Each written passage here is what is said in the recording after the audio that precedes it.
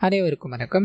போலீஸ்காரங்க எல்லாத்துக்குமே அவங்களோட வாழ்க்கையில மறக்கவே முடியாத ஒரு கேஸ் வரும். அந்த கேஸ் மூலமா அவங்களுக்கு நல்லதும் நடந்திருக்கலாம், கெட்டதும் நடந்திருக்கலாம். இங்கேயும் அதே மாதிரிதான் இந்த படத்துல ஒரு போலீஸ்காரர் இருக்காரு. அவரோட வாழ்க்கையில அவருக்கு பயமுறுத்துற மாதிரி ஒரே ஒரு சம்பவம் தான் நடந்திருக்கு. அந்த சம்பவம் ஒரு அமானுஷ்யமான கேஸ். அதுவும் எந்த அளவுக்கு அமானுஷ்யம் அப்படின்னா, ஒரு 2 பேர் இறந்து போய் கிடக்குறாங்க அப்படின்னு மாதிரி தகவல் கிடைக்குது. இவங்க அங்க போய் செக் பண்ணி பார்க்கும்போது அவங்க செக் பண்ணிக்கிட்டே இருக்க அந்த பிணம் இருக்கு இல்லையா, எழுந்து அப்படியே நிக்க ஆரம்பிக்குது. நிக்கிறது மட்டும் இல்லாம இவரோட பேரை சொல்லி நீ இங்க இருந்து போயிடு அப்படின்ற மாதிரி சொல்லிட்டு பொத்துன்னு விழுந்து போக யோசிச்சு பாருங்க. அந்த நிலைமையில நீங்க இருந்தீங்கன்னா இந்த கேஸை நீங்க இதுக்கப்புறம் ஹேண்டில் பண்ணுவீங்களா? எப்படி ஒரு பயம் இருக்கும். அந்த பயத்தோடைய நாயகன் இந்த கேஸுக்குள்ள நுழைய ஆரம்பிக்கிறாரு. இதுக்கப்புறம் இந்த கதையில என்னென்னலாம் நடக்குது அப்படின்றது தான் இன்னைக்கு நம்ம இந்த வீடியோல ரீசெண்டா ரிலீஸ் ஆயிருக்கக்கூடிய டார்க் அப்படின்ற ஹாரர் படம் மூலமா பார்க்க போறோம். சோ கண்டிப்பா இந்த படம் உங்க எல்லாருக்கும் பிடிக்கும் அப்படின்ற நம்பிக்கையில இந்த வீடியோக்குள்ள உங்களை கொண்டு போறேன். இந்த படத்தோட ஸ்டார்டிங் சைட்ல 2021 நள்ளிரவுல ஒரு வீட்டுல காமிக்கிறாங்க. ஒரு 3 பேர் பாத்தீங்கன்னா அந்த வீட்டுக்குள்ள தங்கிட்டு இருக்காங்க. 2 பேர் டிவி பார்த்துக்கிட்டே இருக்கும்போது ஒருத்தர் வெளியில இருந்து வராரு. என்னப்பா போன காரியம் என்னாச்சு? நான் தான் சொன்னேன்ல உன்னால ஒண்ணும் பண்ண முடியாது அப்படின்னு மாதிரி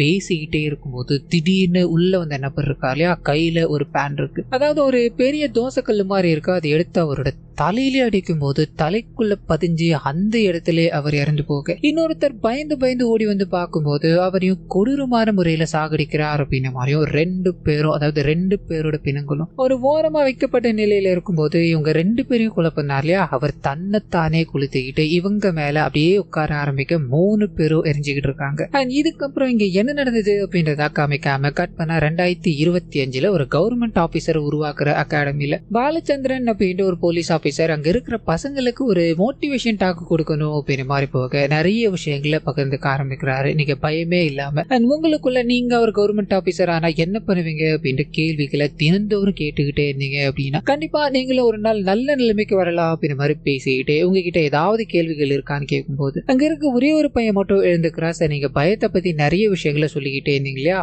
உங்களோட வாழ்க்கையில நீங்க ஏதாவது ஒரு விஷயத்துக்கு பயந்ததுண்டான்னு கேட்கும்போது மௌனமா இருக்காரு. அதுக்கப்புறமா அப்படியே யோசிச்சுட்டு ஒரே ஒரு விஷயத்துக்காக மட்டும் நான் பயந்து இருக்கேன்னு சொல்ல அப்படியே கற்பனை. அன்னைக்கு நள்ளிரவு ஒரு வீடு மாதிரி இருக்கு. அந்த வீட்டு முன்னாடி போய் நின்றுகிட்டே இருக்கும்போது கொஞ்ச நாளைக்கு முன்னாடி இங்க என்ன நடந்தது அப்படின்றதுக்குள்ள நம்மள கொண்டு போக ஆரம்பிக்கிறாரு. அதிகாலையில பால் பாக்கெட் போடணும் அப்படின்ற மாதிரி ஒரு நபர் ரொம்ப சந்தோஷமா ஜாலியா பாட்டு பாடிக்கிட்டு இந்த வீட்டுக்குள்ள, அதாவது கீழே ஒரு பால் பாக்கெட்டை போட்டாரு, மேல போய் இன்னொன்னு போடலான்னு போகும்போது வீட்டு கதவு திறந்திருக்கு. அண்ட் உள்ள லைட் எரிஞ்சுக்கிட்டே இருக்கதால என்னவா இருக்கும் அப்படின்ற மாதிரி உள்ள போக பயங்கரமான அலறல் சத்தம். அப்படியே கற்பனை போலீஸ்காரங்க, அதாவது இந்த பாலச்சந்திரன் அவரோட டீமோட இங்க வர ஆரம்பிக்கிறாரு. அந்த மாடியில இருக்கு இல்லையா ரூம், அதுல 2 பிணங்கள் இருக்கு. அதை விசாரிக்கணும் அப்படின்றதுக்காக தான் இவர் வந்திருக்காரு. கூட இருக்க போலீஸ்காரர்கிட்ட இவ்வளவு நேரம் என்னையா பண்ணிக்கிட்டு இருந்த, மக்கள் இவ்வளவு கிரௌடா இருக்காங்க, ஆம்புலன்ஸ்க்கு போன் பண்ணியா இல்லையா, இந்த கிரௌட் எல்லாம் முதல்ல கிளியர் பண்ணு அப்படின்ற மாதிரி பேசிக்கிட்டு போய்கிட்டே இருக்கும்போது ஒரு பொண்ணு சேர்ல உட்காந்துக்கிட்டே இருக்காரு. எதிர்ச்சியா கவனிச்சுட்டு மேல போக அங்க 2 பிணங்கள் சொன்னேன் இல்லையா, முதல்ல இந்த வீட்டோட ஹவுஸ் ஓனர் வயசானவரா இருக்கும், சோஃபா மேல படுத்துக்கிட்டே இறந்து போய் கிடக்குறாரு. சோ அந்த விஷயங்களை பாக்குறாரு. அது கூடவே செவுத்துல பார்த்தேன் ஏதோ ஒரு விஷயம் இருக்கு. அதை பார்த்து நின்னுகிட்டே இருக்கும்போது 2வது பிணம் எங்கேயா இருக்குன்னு கேக்குறாங்க. உள்ள ரூமுக்குள்ள இருக்கு. அங்க போய் அந்த 2வது பிணத்தை பார்க்கும்போது அந்த 2வது பிணத்தோட நெஞ்சில பார்த்தீங்கன்னா பயங்கரமான காயங்கள் ஏற்பட்டிருக்கு. ரத்த வெள்ளத்துல கிடக்குது. அதை பார்த்தது ஒரு மாதிரி மைண்ட் டிஸ்டர்பா இருக்கு. என்னதாயா பண்ணிக்கிட்டீங்க, ஆம்புலன்ஸ் வருதா இல்லையா அப்படின்னு மாதிரி ஒரு இடத்துல அப்படியே உட்காரும் போது திடீர்னு அந்த பிணம் இருக்குல்லையா எழுந்துக்குது. இதை பார்த்ததும் அங்க இருக்க எல்லாருக்கும் பயமானது. என்னையா இங்க நடந்துகிட்டு இருக்கு அப்படின்ற மாதிரி குழப்பத்துல இருக்கும்போது அவன் எழுந்து அப்படி பொறுமையா வெளியில வரான். ஆனா இந்த போலீஸ்காரரை பார்த்து பாலச்சந்திரன் நீ இங்க இருந்து போயிடு அப்படின்ற மாதிரி சொல்லி பொத்துன்னு விழுந்து போக எல்லாரும் ஒரு நிமிஷம் அப்படியே உறைஞ்சு போயிட்டாங்க. கட் பண்ணா இவரை ஹாஸ்பிட்டல் கொண்டு போக அந்த வயசானவர் இறந்து போயிட்டார் அப்படின்னு கன்ஃபார்ம் ஆகுது. குறைஞ்சது 8 மணி நேரத்துக்கு முன்னாடி இறந்து போயிருக்கலாம். அது இன்னொரு பையன் இருந்தாலியா, அவன் அன்கான்சியஸ்ல இருக்கான், அவன் உயிர் பிழைக்கிறது கஷ்டம் அப்படின்னு மாதிரியான விஷயங்கள் இங்க சொல்லிக்கிட்டே இருக்கும்போது இது போலீஸ்காரருக்கு தோணிக்கிட்டு இருக்க ஒரே ஒரு விஷயம் என்ன அப்படின்னா, அவன் இறந்து போய் கிடந்தா உயிரோட வந்தா அப்படின்றதெல்லாம் தாண்டி என்னோட பேரை அவன் கரெக்டா சொன்னான். அது இங்க இருந்து போயிடு அப்படின்ற மாதிரி சொல்லிக்கிட்டே இருந்தா இதுக்கான காரணம் என்னவா இருக்கும் அப்படின்ற மாதிரி அவனோட ஃப்ரெண்டை பிடிக்கிறாங்க. அவங்கிட்ட கேட்கும்போது சார் அவன் ரொம்ப நாளாவே ஒரு மாதிரி டிஸ்டர்பா தான் சார் இருந்தான், புது வீட்டுக்கு போனதுல இருந்தே ஒரு மாதிரியா தான் அந்த நான் என்ன சொன்னாலும் அவன் கேட்க வேலை சார்னு புலம்பிக்கிட்டே இருக்கு. இவர் அவன் அனுப்பி வைக்கிறாரு. அது கூடவே அந்த பையன், அதாவது இப்ப சீரியஸா இருக்கா இல்லையா, அவனோட பேர் விக்னேஷ் அப்படின்றது கொஞ்ச நாளைக்கு முன்னாடி ஏடிஎம்ல படுத்து கடந்திருக்கான். இதை பார்த்து போலீஸ்காரங்களுக்கு இன்ஃபார்ம் பண்ண போலீஸ்காரங்க போய் செக் பண்ணி பார்க்கும்போது நான் மயக்கம் போட்டு விழுந்துட்டேன் அப்படின்னு மாதிரி சொல்லியிருப்பான். ஸோ அந்த சிசிடிவி கேமரா பழம் இவரோட கைகளுக்கு வர ஆரம்பிக்குது. அதை பார்த்துக்கிட்டே இருக்கும்போது அந்த வீட்டுக்குள்ள இருந்து நிறைய தாயத்து மாதிரியான விஷயங்கள் அந்த போலீஸ்காரர் கைப்பற்றி இருக்கார். இது என்னவா இருக்கும் அப்படின்ற மாதிரி சுத்தி முத்தி பார்த்துக்கிட்டே இருக்கும்போது அந்த சமயத்துல தான் இந்த சீரியஸா கிடக்குறான்ல விக்னேஷ், அவன் ஒரு சைக்காட்டிஸ்ட போய் சந்திச்சிருக்கான். அவங்க கிட்ட செஷன் எல்லாத்தையும் அட்டன் பண்ணிருக்கான் அப்படின்றது தெரிய ஆரம்பிக்குது. அவங்க கிட்ட போய் விசாரிக்கும் போது, நாளைக்கு எனக்கு ஒரு முக்கியமான வேலை இருக்கு சார், உங்ககிட்ட என்னால நிறைய நேரம் பேச முடியாது. அவன் என்கிட்ட பேசின விஷயங்கள் கன்ஃபர்ஸ் பண்ண எல்லா விஷயங்களையுமே நான் அதுல ரெக்கார்ட் பண்ணிருக்கேன். இதை நீங்க பாத்தீங்க அப்படின்னாவே உங்களுக்கு புரிஞ்சிரும்னு நினைக்கிறேன் சார். அது மட்டும் இல்லாம நான் அவன் கிட்ட பேசும்போதெல்லாம் கவனிச்ச ஒரே ஒரு விஷயம், அவன் ரொம்ப டிப்ரெஸ் ஆந்தான். அவன் எந்த டைம்ல வேணா தன்னைத்தானே தாக்கிக்கிற ஒரு ஜோன்ல தான் சார் இருந்தான் அப்படின்ற மாதிரி சொல்லிட்டு இவங்க போகும்போது இவர் வண்டியில பயணப்பட்டுக்கிட்டே இருக்கா இல்லையா, அந்த செஷன்ஸ் எல்லாத்தையும் கேட்க ஆரம்பிக்கிறாரு. எங்க இருந்து கற்பனை ஒரு 22 நாளைக்கு முன்னாடி அப்படின்ற மாதிரி போக ஆரம்பிக்குது. சோ இந்த விக்னேஷுக்கு அப்பாலாம் கிடையாது, அம்மா மட்டும்தான் இருக்காங்க அப்படின்ற மாதிரி இருக்கும். ஒரு 3 மாசம் இவர் வேலைக்காக சென்னை போயாகணும். இதனால வேக வேகமா அம்மா கிட்ட பேசிட்டு கிளம்பிக்கிட்டே இருக்கும்போது இவரோட நண்பர் ஊர்ல வீடு பார்த்து தரான்னு இருக்கும். சோ அந்த நம்பிக்கையில இவர் வரும்போது நண்பரால வீடு பார்க்க முடியாது அப்படின்ற ஒரு சூழல் நிலவுது. இதனால முதல் வேலையா அவரோட நண்பரோட கம்பெனிக்கு போறாரு. அங்க இவரோட வேலையை கன்ஃபார்ம் பண்ண ஆரம்பிக்கிறாரு. அது மூலமா இது ஆல்மோஸ்ட் ஒரு ஒர்க் ஃப்ரம் ஹோம் ஜாப் தான், நீ எப்ப விருப்பப்பட்டாலும் ஆபீஸ்க்கு வரலாம்னு சொல்லிட்டு இவரை இங்க இருந்து அனுப்பி வைக்கும் போது முதல் வேலையா இப்ப வீடு தெரியாகணும். தன்னோட நண்பன் வீடு பாப்பா அப்படின்னு நம்பிக்கையில் வந்தோம், அவன் நம்மளை ஏமாத்திட்டான், இதனால நாமே தேடிப்போம் அப்படின்ற மாதிரி ஊர் முழுக்க தேடி அலைஞ்சுக்கிட்டே இருக்கும்போது இவருக்கு எங்கேயுமே வீடு கிடைக்கல. வீடு கிடைச்சாலும் எக்கச்சக்கமான கண்டிஷன்ஸ் இருக்கும்போது என்ன பண்ணதுன்னு தெரியாம குழம்பி போக, அப்பதான் ஒரு ஆட்டோ டிரைவர் கிட்ட போய் என்ன பக்கத்துல ஏதாவது வீடு இருக்குமான்னு கேட்க இவங்க ஒரு இடத்துக்கு கொண்டு போறாங்க. அங்கதான் இந்த வயசானவரை சந்திக்கிறார். தம்பி நீங்க முதல்ல போய் வீட்டை பாருங்க, எதுவா இருந்தாலும் அப்புறம் பேசிக்கலாம் அப்படின்னு மாதிரி சொல்ல மேல போறாரு. வீட்டை பாக்குறாரு. அந்த வீடு ரொம்ப பிடிச்சு போயிடுச்சு. கீழே வந்து சார் நான் உங்ககிட்ட ஓப்பனா ஒரு விஷயத்த சொல்லிடுறேன் சார், இந்த வீடு ரொம்ப அழகா இருக்கு, ஆனா என்ன நான் ஒரு 3 மாசம் மட்டும் தான் சார் இருப்பேன், இவ்வளவு பெரிய வீட்டை நீங்க கண்டிப்பா எனக்கு கொடுக்க மாட்டீங்கன்னு தெரியும், அது 3 மாசம் அப்படின்னா பிரச்சனை, நான் இங்க இருந்து கிளம்பிக்கிறேன் சார்னு சொல்லும் போது இவர் சொல்லக்கூடிய விஷயங்கள் என்ன அப்படின்னா, தம்பி உனக்கு நான் வீடு தரேன்ப்பா, இந்த வீட்டோட வாடகை வெறும் 3000 ரூபாய் தான் சொல்லும் போது இவருக்கு ஆச்சரியமா இருக்கு. எப்படி தான் கேட்கும் போது, தம்பி நீ இவ்வளவு வெளிப்படையா பேசினா இல்லையா, நானும் ஒரு விஷயத்த பகிர்ந்துக்க வேண்டி இருக்குப்பா, இந்த வீட்டுக்குள்ள ஒரு பிரச்சனை இருக்கு. அதாவது மாடி வீட்டுக்குள்ள ஒரு கொஞ்சம் வருஷத்துக்கு முன்னாடி ஒரு 3 பேர் இருந்தானுங்க. அவனுக்கு தன்னைத்தானே அடிச்சுக்கிட்டு இறந்து போயிட்டானுங்க. 3 பேரும் கொளுத்திக்கிட்டு இறந்து போயிட்டானுங்கப்பா. இது போலீஸ்காரங்க கிட்ட எல்லாம் தெரிஞ்சு பல பிரச்சனை ஆயிடுச்சு.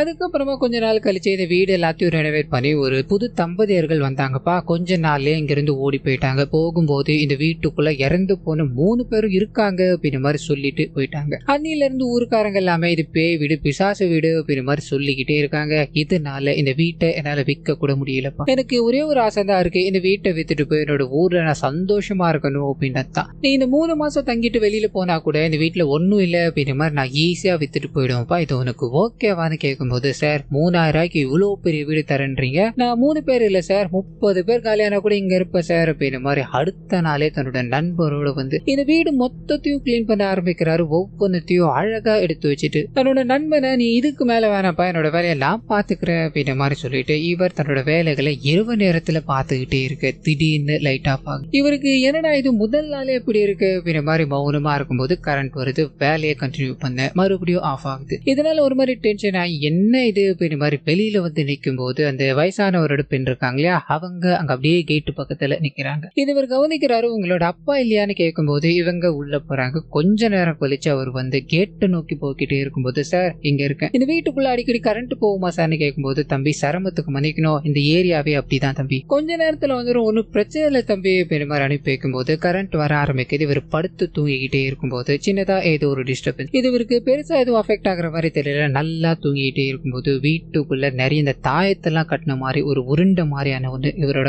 கைகளுக்கு கிடைக்குது. அதை திருப்பி திருப்பி பார்த்துக்கிட்டே இருக்க ஒன்னும் புரியல. அவரை கேஷுவலா அதை தூக்கி போட்டு போகும்போது இங்க ஏதோ ஒண்ணு நடக்க போகுது அப்படின்ற மாதிரி மட்டும் நமக்கு தெல்ல தெளிவா தெரியுது. அப்படியே கற்பனா இவர் தூங்கி அதிகாலையில எழுந்துக்கும் போது இவரோட சமயக்கட்டுல இருந்து பெரிய தோசைக்கல்லு மாதிரி இருக்கு, அது கீழே விழுந்து போய் கிடக்குது. எடுத்து ஒரு ஓரமா வச்சுட்டு வெளியே வரும்போது அங்க ஒரு புத்தகம் கீழே விழுந்து போய் கிடக்குது, அதையும் எடுத்து வைக்கிறாரு. அது கூடவே இவரோட டிவில கரெக்டா கில்லி படத்துல இருந்து அப்படி போடு அப்படின்னு ஒரு சாங் இருக்கு இல்லையா, அது ஓடிக்கிட்டே இருக்கு. இது எல்லாத்தையும் அமுத்திட்டு இவர் வேக வேகமா வேலை கிளம்பி போக அங்க இவரோட வேலை ஸ்மூத்தா போக்கிட்டே இருக்கு. கற்பனா அன்னைக்கு நைட்டு வழக்கம் போல எல்லா வேலைகளையும் பண்ணிக்கிட்டே இருக்கும்போது கரண்ட் போகுது. இவர் லைட்டரை பத்த வைக்கலான்னு போகும்போது எரிஞ்சு போன நிலையில ஒரு உருவம் இவரோட கிட்ட கிட்ட வந்து நிற்கும் போது அலறி போகிறார். அண்ட் டப்புன்னு லைட் வந்தது, அங்க இருக்க எல்லா விஷயங்களும் அப்படியே மினுக்க ஆரம்பிக்குது. மறுபடியும் அந்த பாடல் இருக்கு இல்லையா, அப்படி போடு. அது டிவியில ஓடிக்கிட்டே இருக்கும்போது பயத்துல என்ன பண்ணுறதுன்னு தெரியாம ஆஃப் பண்ணி வைக்க அங்க இருக்க தோசைக்கல் விழுந்திருக்கு. அண்ட் அதே மாதிரி புத்தகம் மறுபடியும் கீழே விழுந்திருக்கு அப்படின்ற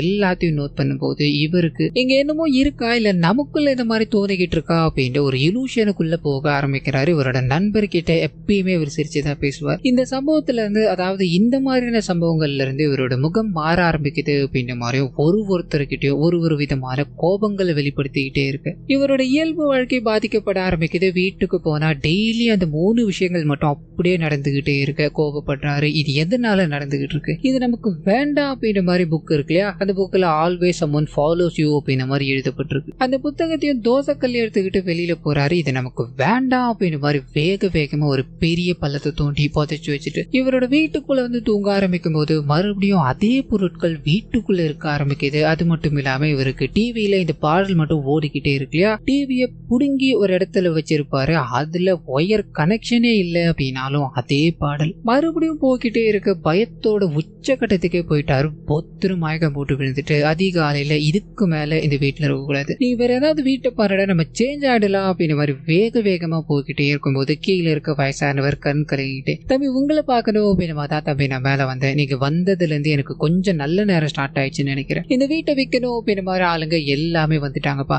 இன்னும் கொஞ்சம் நாள்ல நான் அந்த வீட்டை விட்டுட்டு என்னோட ஊரோட போக போறேன்னு சொல்லும் போது நாயகன் ஒரு நிமிஷம் யோசிக்கிறார். இத்தனை நாட்களா இந்த வயசானவர் கடன் பிரச்சனையால கஷ்டப்பட்டுக்கிட்டே இருந்தாரு. இப்போ அதுக்கான ஒரு வாய்ப்பு கிடைச்சிருச்சு இல்லையா, இதனால இந்த விஷயங்களை சொல்லாம மறைக்கிறாரு. இந்த வீட்டுக்குள்ள நான் இருந்துக்கிறேன் அப்படின்ற மாதிரி நண்பர்கிட்ட சொல்லிட்டு வீட்டுக்கு போனதான பிரச்சனை, எல்லாத்தையும் நான் இங்கேயே பாத்துக்கிறேன் அப்படின்ற மாதிரி காலையில இருந்து நைட்டு வரைக்கும் இவரோட ஆபீஸ்லயே ஸ்டே பண்ணிக்கிட்டே இருக்கு. ஆபீஸ்ல இருக்க ஒவ்வொருத்தரையும் ஒரு மாதிரி பார்க்க ஆரம்பிக்கிறாங்க. இவரோட முகம் கண்விழி அப்படின்ற மாதிரி எல்லாமே தூக்கம் இல்லாம ஒரு மாதிரி மாறிக்கிட்டே இருக்கு. ஆனா அதே சமயத்துல அந்த வீட்டை பத்தின விஷயங்களையும் ஒரு ரிசர்ச் பண்ண ஆரம்பிக்கிறாரு. அந்த 3 பேரும் கொடூரமான முறையில இறந்து போயிட்டானுங்க. அந்த தீயிட்டு, அதாவது இந்த 2 பேரையும் ஒருத்தன் கொடூரமான முறையில சாகடிச்சிருக்கான், தன்னைத்தானே எரிச்சுக்கிட்டு அவன் இறந்து போயிருக்கான். சோ இத்தனை விஷயங்கள் அந்த வீட்டுக்குள்ள நடந்திருக்கு. அப்பத்திக்கு இந்த விஷயம் பரபரப்பா போய்கிட்டு இருந்தது அப்படின்ற மாதிரி இவர் கவனிச்சுக்கிட்டே இருக்கும் போது அந்த விஷயங்கள் இவரோட ஆபீஸ்ல இருக்க டிவியில அப்படியே ஓட ஆரம்பிக்குது. இன்னும் இவருக்கு பயம் அதிகரிக்க ஆரம்பிக்குது. இது கூடவே இவருக்கு ஒரு போஸ்டர் ரெடி பண்ணி தரணும் அப்படின்ற மாதிரி சொல்லியிருப்பாங்க. அது ஒரு காதல் படத்துக்கானது. ஆனா இவர் அதை ஹாரர் படமா மாத்தி கொடுக்கும் போது இவரோட மைண்டும் கொஞ்சம் கொஞ்சமா அப்படியே மாறிக்கிட்டு இருக்கு அப்படின்றது இது மூலமா நமக்கு காமிச்சிட்டு அப்படியே கற்பனை ஆபீஸ்ல இவர் ஸ்டே பண்ணிக்கிட்டே இருந்தாலியா, அங்க மெயின்டெனன்ஸ் நடக்குது, யாருமே இங்க தங்க முடியாது அப்படின்னு ஒரு சூழல், வீட்டுக்கும் போக முடியாத ஒரு நிலைமை. இதனால ஒரு ஹோட்டல் எடுக்கிறாரு. நல்ல சரக்கு குடிச்சிட்டு படுத்துக்கிட்டே இருக்கும்போது திடீர்னு இவரோட அம்மா கிட்ட இருந்து கால். இவர் இது எடுக்கிறதா தெரியல, அப்படியே கற்பனா அம்மா இவரை பார்க்கணும் அப்படின்ற மாதிரி இந்த இடத்துக்கு வந்துட்டாங்க. தன்னோட பையன் மேல் வீட்டுல தான் குடியிருக்கான், நான் போன் பண்ணா எடுக்க வேலைமா, வேலை பிஸியில இருப்பான்னு நினைக்கிறேன், உங்ககிட்ட ஏதாவது ஸ்பேர் கீ இருக்கான்னு கேட்டு, அதாவது அந்த கீழே இருக்காங்க இல்லையா அந்த பொண்ணு கிட்ட கேட்டு இவங்க மேல போய் கதவை திறந்து எல்லாத்தையும் பாக்குறாங்க. வீடே பயங்கர அலங்கோலமா இருக்கு. அது எல்லாத்தையும் எடுத்து கிளீன் பண்ண ஆரம்பிச்சுட்டு அவன் வரட்டும் பேசிக்கிறேன் அப்படின்ற மாதிரி படுத்து தூங்கிக்கிட்டே இருக்கும்போது திடீர்னு லைட் எரியுது. அங்க இருக்க பொருட்கள் எல்லாமே ஒரு மாதிரி சத்தத்தை கொடுத்துக்கிட்டே இருக்கும்போது இவங்க வெளியில வர ஆரம்பிக்கிறாங்க. இருட்டான ஒரு டோருக்கு பக்கத்துல எரிஞ்சு போன நிலையில ஒரு உருவம் நின்னுகிட்டே இருக்கு. இதை பார்த்து இவங்க பயங்கரமா கத்த ஆரம்பிக்க நாயகன் தூக்கத்துல இருந்து கண் முழிக்கிறாரு. வேகமா இவரோட வீட்டுக்கு ஓடி வந்து பார்க்கும்போது அங்க யாருமே கிடையாது. சோ அம்மா இங்க வந்திருந்தாங்கன்னா என்ன இருக்கும் அப்படின்றது இவரோட கனவுக்கு இப்ப தோணி இருக்கு. வேகமா அம்மாவுக்கு போன் பண்ணி, அம்மா நான் அந்த மாதிரி ஒர்க் டென்ஷன்ல இருக்க, எக்காரணத்தை கொண்டும் என கேட்காம நீங்க இந்த இடத்துக்கு வரவே கூடாது அப்படின்னு மாதிரி சொல்லிட்டு வீட்டுக்குள்ள படுக்காம வெளியில, அதாவது மாடி மேல படுக்கலான்னு போக அங்க இந்த வயசானவரோட பொண்ணு இருக்காங்க இல்லையா அவங்க அழுதுகிட்டு இருக்காங்க. இவர் இதை பாக்குறாரு, அன்கம்ஃபர்டபுளா இருக்குமோ அப்படின்ற மாதிரி கீழே போகலாம் ட்ரை பண்ணும்போது இல்ல நீங்க படுத்துக்கலாம், நான் இப்ப போயிடுவேன் அப்படின்ற மாதிரி அவர் படுக்கிறதுக்கு தேவையான எல்லாத்தையும் எடுத்து வச்சுக்கிட்டே இருக்கும்போது அவங்க இவர்கிட்ட ஒரே ஒரு கேள்வி கேட்க ஆரம்பிக்கிறாங்க. என்னோட அப்பா என்னை பத்தி ஏதாவது உங்ககிட்ட சொன்னாரா, கெட்டதா தானே சொன்னார்னு கேட்கும்போது இவருக்கு அப்பா அப்படின்ற விஷயமே இப்பதான் தெரியுது. ஓ அவரோட பொண்ணா நீங்கன்னு கேட்கும்போது பரவாயில்லையே என்னோட அப்பா என்னை பத்தி எதுவுமே சொல்லியான்னு கேட்க இவர் மௌனமா இருக்காரு. அதுக்கப்புறமா என்னங்க பிரச்சனைன்னு கேட்கும்போது என்னோட இவரோட அப்பா என்கிட்ட பேசிய பல மாதங்கள் ஆகுது. காரணம் என்னன்னு தெரியுமா? இந்த 3 பேர் இறந்து போனாங்களே, அதுல கொலை பண்ண இருக்கானே, அவ அன்னைக்குதான் என்கிட்ட வந்து ப்ரப்போஸ் பண்ணான். அந்த ப்ரப்போசலை ஏத்துக்காத அந்த கோபத்துலதான் 2 பேரையும் சாகடிச்சுட்டு தானும் இறந்து போயிட்டான். அன்னில இருந்து தான் இந்த வீட்டுக்குள்ள பல பிரச்சனைகள் இருக்கு. இந்த வீட்டை என்னாலதான் வைக்க முடியல அப்படின்னு மாதிரி என் அப்பா ரொம்ப கஷ்டப்பட்டுக்கிட்டே இருக்காரு. உங்களை பார்த்தா இங்க ஏதோ தப்பா நடக்கிற மாதிரி தோணிக்கிட்டே இருக்கு. நீங்க இவ்வளவு கஷ்டப்பட்டு எல்லாம் இங்க இருக்க வேண்டாம், இங்க இருந்து கிளம்பிடுங்கன்னு சொல்லும் போது இல்ல அதெல்லாம் ஒண்ணும் இல்ல, நான் பாத்துக்கிறேன் அப்படின்ற மாதிரி தூங்கிக்கிட்டே இருக்கும் போது இவரோட மேல பாத்தீங்கன்னா சில புழுக்கள் வந்து விழுற மாதிரி தெரியுது. கண்ணை திறந்து பார்க்கும்போது அழுகி போன நிலையில ஒரு நாய் இவரை பார்த்து அப்படியே அந்தரத்துல நின்றுகிட்டே இருக்கும்போது பயப்பட ஆரம்பிக்கிறாரு. பட்டுன்னு கண்ணு மூடி திறக்கும் போது நேத்து நைட்டு இவர் மாடி மேல தூங்கினாரியா, இன்னைக்கு கண்ணு திறந்து பார்க்கும்போது இவரோட வீட்டுக்குள்ள பெட்டு மேல இருக்காருன்றக்கும் வேக வேகமா மாடியில போக இவர் வச்சுட்டு போன சாவி, அதாவது வீட்டை பூட்டி இவரோட பில்லோக்கு பின்னாடி வச்சிருந்தாருன்றக்கும் அது அப்படியே அங்கதான் இருக்கு. ஆனா இவர் வீட்டுக்குள்ள போயிருக்காரு. இது எப்படின்னு புரியாம சைக்காட்ரிஸ்ட் கிட்ட போகும்போது இவ்வளவு ஸ்லீப்பிங் பில்ஸ் உங்களை யார் முதல்ல எடுத்துக்க சொன்னா? நீங்க நடக்கிற விஷயங்கள் எல்லாத்தையும் மைண்டுக்குள்ள வச்சு ஓட்டிக்கிட்டே இருக்கிறத நிப்பாட்டுங்க. இது எல்லாத்துக்கும் நம்ம தீர்வு காணலாம் அப்படின்னு மாதிரி பேசி அடுத்த செஷன் வாங்க எல்லாத்தையும் பார்த்துக்கலாம் அப்படின்னு மாதிரி அனுப்பி வச்சிருப்பாங்க. சோ இந்த நிகழ்வு வரைக்கும் தான் அதுல பதிவாயிருக்கு அப்படின்ற மாதிரி போலீஸ்காரர் இதை கேட்டு முடிக்கும் போது இவருக்குள்ள இருக்க கியூரியாசிட்டி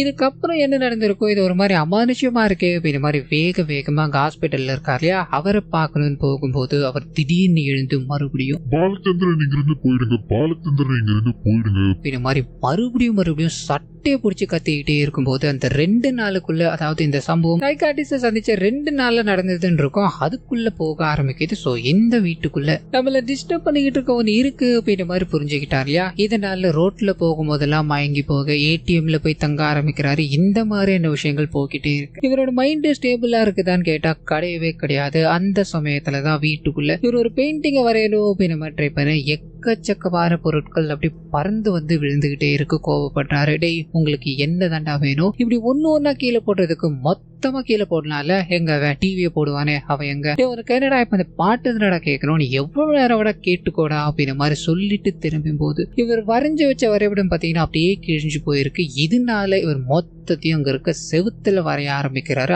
அது ஒரு கடவுளோட ரெஃபரன்ஸ். அந்த ஒவ்வொரு விஷயங்களா வரைஞ்சுக்கிட்டே இருக்கும்போது லைட் தொடர்ச்சியான முறைகள்ல எரிஞ்சு ஆஃப் ஆகிக்கிட்டே இருக்கும்போது இதை வயசானவர் இருக்கா இல்லையா கவனிக்கிறார். அடுத்த நாள் காலையில இதை பத்தி விசாரிக்கணும்னு போகும்போது வீட்டுக்குள்ள இவ்வளவு பெரிய பிரச்சனைகள் நடந்துகிட்டு இருக்கு அப்படின்றது அவருக்கு தெரியுது. தம்பி இது எல்லாமே முன்னாடியே சொல்லியிருந்தேன் அப்படின்னா இங்க இருந்து தாராளமா ஒன்னு அனுப்பியிருப்பேன்பா, இந்த வீடை விற்கிறத தாண்டி எனக்கு உன்னோட உயிர் தாம முக்கியம் அப்படின்ற மாதிரி சொல்லிக்கிட்டே இருக்க இவர் இதை ஏத்துக்கிறதா தெரியல. சார் கொஞ்ச நாள் தானே நான் அட்ஜஸ்ட் பண்ணிக்கிறேன்னு சொல்லும் போது இவருக்கு யோசனையா இருக்கு. ஏன்னா வயசானவருக்கு இது நேரம் வரைக்கும் எதுவுமே அஃபெக்ட் ஆயிருக்காரு, இவருக்கு மட்டும் இது நடந்துகிட்டு இருக்கு அப்படின்னா இன்னைக்கு நைட்டு நான் வரேன்ப்பா, இது என்னதான் நடக்குது அப்படின்றத நம்ம பார்த்துடலாமே அப்படின்ற மாதிரி சரக்கு பாட்டிலோட இவர் நாயகனை சந்திக்க போறாரு. 2 பேரும் உட்கார்ந்து குடிச்சுக்கிட்டே இருக்கும்போது திடீர்னு ஒரு சத்தம் கேக்குது. நாயகன் ஓடி பார்க்கும்போது வயசானவர் இருக்காலையா போதையை போட்டுட்டு கீழே விழுந்துட்டார். தம்பி எனக்கு ஒன்னும் இல்லப்பா, கொஞ்சம் கை மட்டும் கூடப்பா அப்படின்ற மாதிரி சொல்லிட்டு அந்த 3 பேர் இருக்கானுங்க இல்லையா பயங்கரமான பயந்தாங்கூலிங்கப்பா, என்னை பார்த்தாராவே அவனுக்கு பயப்படுவானுங்கப்பா.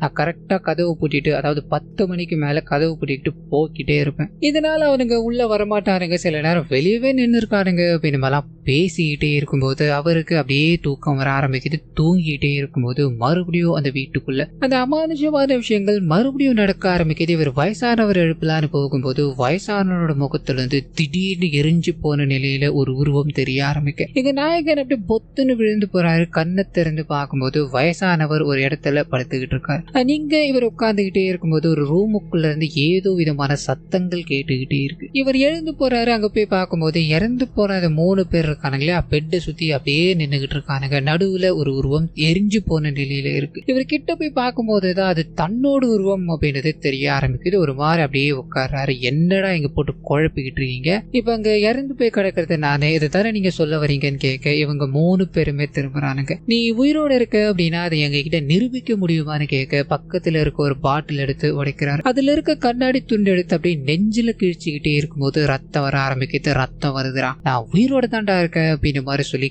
கண்ணை மூடிக்கிட்டே இருக்கும்போது பட்டுன்னு கொஞ்ச நேரம் கழிச்சு அந்த வீட்டுக்குள்ள இருக்க ஒவ்வொரு விஷயங்களும் அப்படியே மாற ஆரம்பிக்குது. இவர் எழுந்து பார்க்கும்போது வயசானவர் அங்க அப்படியே படுத்துக்கிட்டு இருக்கார். அவர் நல்லா தூங்கட்டும் அப்படின்ற மாதிரி பில்லு எல்லாத்தையும் எடுத்து வச்சுட்டு ஒரு பிரச்சனையும் இல்லை சார் அப்படின்ற மாதிரி குளிச்சுட்டு ரத்த காயங்களோட அப்படியே படுக்கும்போது தான் அடுத்த நாள் இந்த வீட்டுக்குள்ள போலீஸ்காரங்களா வந்தாங்க அப்படின்ற மாதிரி இருக்கும். ஸோ அவர் பிடிச்சி உருகிக்கிட்டே இருந்து, அதாவது பாலச்சந்திரன் இங்க அப்படியே ஒரு ஸ்ட்ரகிள் இருந்தா இல்லையா, டாக்டர் எல்லாம் ஓடி வந்து அந்த நபரை பார்த்துக்கிட்டே இருக்கும்போது பாலச்சந்திரனுக்கு முகமெல்லாம் வேத்து போயிடுது. வேக வேகமா வெளியே வராரு. அந்த பொண்ணை விசாரிச்சிங்களாயா அப்படின்ற மாதிரி கேட்க அவங்க முழிக்கிறாங்க. என்னையா நீங்க அப்படின்ற மாதிரி வேக வேகமா, அதாவது நைட் நேரத்துல அந்த வீட்டுக்குள்ள டார்ச் லைட் எடுத்துட்டு போக ஆரம்பிக்கிறாரு. அங்க இருக்க ஒவ்வொரு விஷயங்களையும் பார்த்துக்கிட்டே இருக்கும்போது இங்கதான் ஒரு பயங்கரமான அதிர்ச்சி. அந்த வீட்டுக்குள்ள காட்டப்பட்டுக்கிட்டு இருந்த பெண் இருக்காங்க இல்லையா, அவங்க இதுக்கு முன்னாடி வீட்டுல தற்கொலை பண்ணிக்கிட்டு இறந்து போயிட்டாங்க அப்படின்ற மாதிரி ஒரு நியூஸ் பேப்பர். அதை படிக்க படிக்க இவருக்கு ஷாக்கிங்கா இருக்கு. அப்ப நம்ம பார்த்தது யாரு அப்படின்ற மாதிரி வீடு முழுக்க மறுபடியும் சுத்திக்கிட்டே இருக்கும்போது பாலச்சந்திரன் அப்படின்ற ஒரு குரல், அதுவும் ஒரு பெண்ணோட குரல் கேட்டுக்கிட்டே இருக்கு. இவர் யாரு,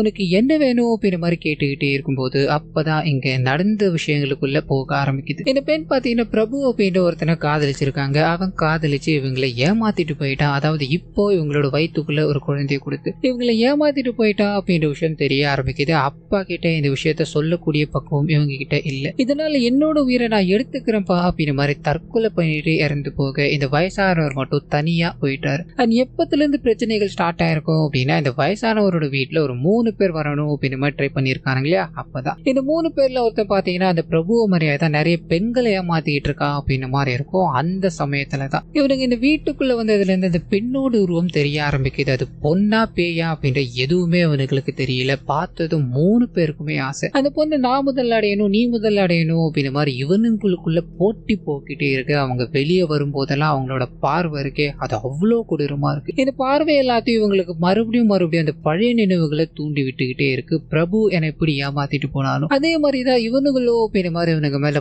பயங்கர கோபத்துல இருக்கும்போது கரெக்டா இவங்களுக்கு அன்னைக்கு ஒருத்தன் ப்ரப்போஸ் பண்றான். இதனால கோபமாய் அவனோட உடம்புக்குள்ள இவங்க போக ஆரம்பிக்கிறாங்க. அது மூலமா தான் இந்த 2 கொலைகளும் நடந்து தன்னைத்தானே அவனும் எரிச்சுக்கிட்டு இறந்து போயிட்டான் அப்படின்ற மாதிரி இருக்கும். ஸோ அந்த 3 பேரையுமே கொலை பண்ணது நான் தான். அந்த அன்னில இருந்து இந்த வீட்டுக்குள்ள யாரும் வரக்கூடாது அப்படின்ற மாதிரி எவ்வளவோ ட்ரை பண்ணிக்கிட்டே இருக்கு. அதாவது நாயகன் நீங்க வரும்போது இவ்வளவு கஷ்டப்பட்டு நீங்க இருக்கணுமா, நீங்க போகலாமே அப்படின்ற மாதிரி பாலச்சந்திரன் இந்த கேஸ் விசாரிக்கும் போது நீங்க இங்க வரக்கூடாது அப்படின்ற மாதிரி சொல்லியிருப்பாங்க இல்லையா. அதுக்கான காரணம் இவங்க இதுக்குள்ள வந்து மாட்டிக்க கூடாது அப்படின்றதுக்காக மட்டுமே தான். சோ இப்பயும் நான் அதுதான் சொல்றேன், நீ இங்க இருந்து போயிடு அப்படின்ற மாதிரி அழைப்பு வைக்கும் போது இவருக்கு இதுக்கு மேல இங்க இருக்கணும் அப்படின்ற எண்ணம் துளி கூட இல்லை. அங்கிருந்து கிளம்ப ஆரம்பிக்கிறாரு அப்படியே கற்பனா பிரசன்ட்ல. சோ அதே மாதிரி இந்த வீட்டு வெளியில நின்றுகிட்டே இருக்கும்போது அந்த ரூமுக்குள்ள இருந்து, அதாவது அந்த வயசானவரோட வீட்டுக்குள்ள இருந்து ஜன்னல் வழியா ஒரு பெண்ணோட உருவம் எங்கேயும் அங்கேயும் அப்படியே போய்கிட்டே இருக்கு. இன்னமும் அந்த பெண்ணோட ரூம் இங்க இருந்துகிட்டு இருக்கு அப்படின்றத புரிஞ்சுக்கிட்டு இவர் அப்படியே பயணத்தை தொடங்க ஆரம்பிக்க இந்த படத்தை இத்தோட முடிக்கிறாங்க. சோ முடிவுல இவங்க கொஞ்சம் குழப்புற மாதிரி எடுத்திருப்பாங்க. எங்க 2 அசம்ஷன்ல நாம புரிஞ்சுக்கலாம். முதல் விஷயம் என்ன அப்படின்னா, நாயகன் இருக்காலே அவருக்கு இது எல்லாமே இலூஷன் தான். அதாவது இந்த பொண்ணோட ரூம் இருக்கு அப்படின்றது உண்மை. அதை அங்க டார்ச்சர் பண்றாங்க, அந்த 3 பேர் இதை பண்ணிட்டு இருக்காங்க அப்படின்றது அது எல்லாமே ஒரு கற்பனையா இருக்கலாம். ஏன்னா இந்த வீட்டுக்குள்ள வரும்போதே இவருக்கு இந்த மாதிரியான விஷயங்கள் இருக்கு அப்படின்ற மாதிரி சொல்லிட்டாரு. இதனால நைட்டு இவரே இதை நினைச்சிருக்கலாம். அதை பத்தி ரிசர்ச் பண்ணிக்கிட்டே இருக்கும்போது இவரோட மனநிலை பாதிக்கப்படுது அப்படின்ற மாதிரியும் சரியா தூக்கம் இல்லாம கஷ்டப்பட்டுக்கிட்டே இருந்தா இல்லையா. சோ இங்க நடக்கிற விஷயங்கள் எல்லாமே அதனால கூட இருக்கலாம் அப்படின்ற மாதிரி கனெக்ட் பண்ணலாம். வயசானவர் இறந்து போனதோ ஹார்ட் அட்டாக்ல தான் அப்படின்ற மாதிரி இருக்கும். நாயகனும் கிழிச்சுக்கிட்டது அவரே தான். சோ இது மூலமாவும் இது இவரோட இலூஷனா இருக்கலாம். அண்ட் 2ஆவதான பாயிண்ட் ஆஃப் வியூ என்ன அப்படின்னா, இது எல்லாத்துக்கும் பின்னாடி ஒரு அமானுஷம் இருக்கு அப்படின்றது தான். அந்த பொண்ணோட ஆன்மா இங்க இருக்கிறது உண்மை. ஆனா இந்த 3 பேரையும் அந்த பொண்ணோட ஆன்மா சாகடிச்சிருச்சு இல்லையா. இந்த 3 பேருமே தான் வீட்டுக்குள்ள வர எல்லாரையுமே இந்த மாதிரி பண்ணிக்கிட்டு இருக்காங்க. அப்படி பண்றவனுக்கிட்ட தான் இந்த பொண்ணு இங்க இருந்து வெளியில போயிடு அப்படின்ற மாதிரி சொல்லியிருக்கோம். இதை நம்ம எந்தெந்த சீன்ல எல்லாம் புரிஞ்சுக்கலாம் அப்படின்னா, இந்த வயசானவர் இருக்காரு, அந்த வீட்டுக்குள்ள நாயகன் வந்ததுல இருந்து அவரோட பொண்ணை ஒரு இடத்துல கூட ஒரு மென்ஷனே பண்ணிருக்க மாட்டாரு. அந்த பொண்ணும் பாத்தீங்கன்னா அந்த வீட்டுக்கு கீழே இருந்திருக்கும், மாடி மேல இருந்திருக்கும். மத்த இடங்கள்ல இவர் பார்த்திருக்க மாட்டாரு. ஒரு வாட்டி இவரோட அப்பா இருக்காரான்னு கூப்பிடும் போது அவங்க உள்ள போயிருப்பாங்க. வெளியில இந்த வயசானவர் வந்து ஸ்ட்ரைட்டா தான் போயிருப்பாரு. ஸ்ட்ரைட்டா நாயகன் கிட்ட பேச வந்திருக்க மாட்டார். ஏன்னா அவங்க உள்ள போனாங்க, அப்பா கிட்ட சொன்னாங்களா? கிடையாது. அதையும் தாண்டி இன்னும் சில விஷயங்கள் இருக்கு. அது என்ன அப்படின்னா, நாயகன் அந்த தாயத்து மாதிரி இருக்கு இல்லையா, அதை தூக்கி வெளியில போட்டதுல இருந்து தான் இவருக்கு இந்த அமானுஷமான விஷயங்கள் தொடர்ந்து நடக்க ஆரம்பிச்சிருக்கும். மேபி அந்த தாயத்தை முன்னாடி வந்தவங்க இங்க இருந்து ஓடி போனாங்களே, அவங்க பண்ணிருக்கலாம். ஆனா இந்த வயசானவர் இவ்வளவு நாட்கள் இங்க இருந்து அவர் எதுவுமே பண்ணல அப்படின்ற மாதிரி சொல்லியிருக்காங்க இல்லையா, அதுக்கான காரணம் என்னவா இருக்கலாம் அப்படின்னா, அந்த வயசானவர் சரக்கு அடிச்சுக்கிட்டே இருக்கும்போது அந்த 3 பேருக்கும் என்ன பார்த்தாலே பயம் தம்பி அப்படின்ற மாதிரி சொல்லியிருப்பா இல்லையா, அதனால கூட இந்த 3 ஆன்மாக்களும் இவரை எதுவும் பண்ணாம இருந்திருக்கலாம். சோ இதை எல்லாத்தையுமே நமக்கு அசம்ஷனாவே கொடுத்துட்டு இதை எந்த பாயிண்ட் ஆஃப் வியூல நீங்க எடுத்துக்கிறீங்களோ, அதாவது இது முழுக்க முழுக்க ஆரரா பார்த்தா உங்களுக்கு பெர்ஃபெக்டான ஆரர் படமாவோ, இங்க சைக்காலஜிக்கல் பாயிண்ட் ஆஃப் வியூல பாத்தீங்கன்னா இது ஒரு சைக்காலஜிக்கல் ஆரர் படமாவோ உங்களுக்கு அமையும். சோ கண்டிப்பா இந்த படம் உங்க எல்லாருக்கும் பிடிச்சிருக்கோ அப்படின்ற மாதிரி நம்புறேன். இந்த வீடியோல ஏதாவது நிறைக்குறைகள் இருந்தது அப்படின்னா அதை மறந்துடாம கமெண்ட்ஸ்ல பத்தி விட்டுருங்க.